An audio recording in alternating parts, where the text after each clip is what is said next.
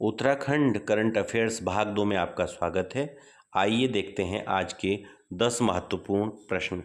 यह प्रश्न आपकी विभिन्न प्रतियोगी परीक्षाएं, लोअर पीसीएस, अन्य ग्रेजुएशन स्तर पर जो विभिन्न प्रतियोगिताएं हैं उसके लिए बहुत ही महत्वपूर्ण है।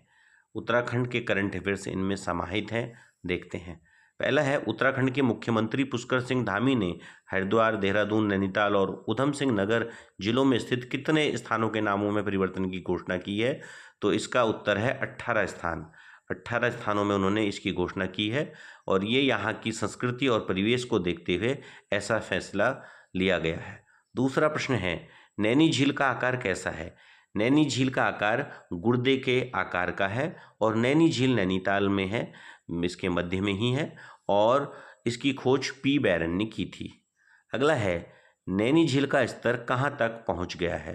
तो इसका जो स्तर है ये काफ़ी पिछले 5 वर्षों के जो उस एक आंकड़ा होता है उसमें न्यूनतम स्तर पर है। ये 4.7 फीट तक पहुंच गया है। एक सामान्य स्तर होता है, वहाँ से इसकी गणना की जाती है। ऐसा नहीं है कि इसका जो स्तर है वो केवल 4.7 फीट है। जो सामान्य स्तर एक होता है उससे 4.7 फीट नीचे पहुंच गया है। हाल ही में पुष्कर कुंभ मेला जो 12 वर्षों के बाद आयोजित किया जाता है का आयोजन कहाँ होगा? तो इसका स्थान है केशव प्रयाग चमोली। इसमें वैष्णव धर्म के जो लोग होते हैं वो इस मेले में सम्मिलित होते हैं। अगला प्रश्न है, पहले खेलो इंडिया बीच गेम्स 2025 में उत्तराखंड का स्थान कौन सा है?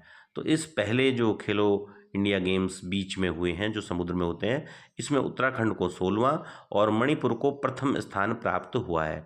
इसका आयोजन जो है दमन और दीव में किया गया था। अगला प्रश्न है, पंडित भैरव दत्त धूलिया पुरस्कार जो पत्रकारिता में दिया जाता है किसे सम्मानित किया गया है? तो ये किया गया है रमेश गैरोला पहाड़ी जी को। रमेश पहाड़ी जिनको कहा जाता है तो ये रमेश गैरोला हैं। अगला प्रश्न है, केंद्रीय मंत्री शिवराज सिंह चौहान ने उत्तराखंड के किस स्थान पर हाउस ऑफ हिमालय स्टोर का उद्घाटन किया है? तो वो स्थान है देहरादून और देहरादून में जॉली ग्रांट। अगला है, उत्तराखंड सरकार ने किस भाषा और संस्कृति को बढ़ावा देने हेतु आदर्श संस्कृत ग्राम कार्यक्रम शुरू किया है? तो ये भाषा है संस्कृत और संस्कृत को यहाँ की दूसरी मुख्य भाषा का दर्जा भी प्राप्त है। अगला प्रश्न है, राष्ट्रीय शिक्षा रत्न पुरस्कार जो शिक्षा में दिए जाते हैं ये उत्तराखंड से कितने शिक्षकों को दिया गया है? तो इसमें उत्तराखंड के 9 शिक्षकों को यह पुरस्कार दिया गया है। अगला प्रश्न है, बूढ़ा भरसार मार्ग कहाँ स्थित है जिसे ट्रैक ऑफ द ईयर के रूप में विकसित किया जाएगा? ये बूढ़ा भरसार है तो ये है पौड़ी गढ़वाल। धन्यवाद।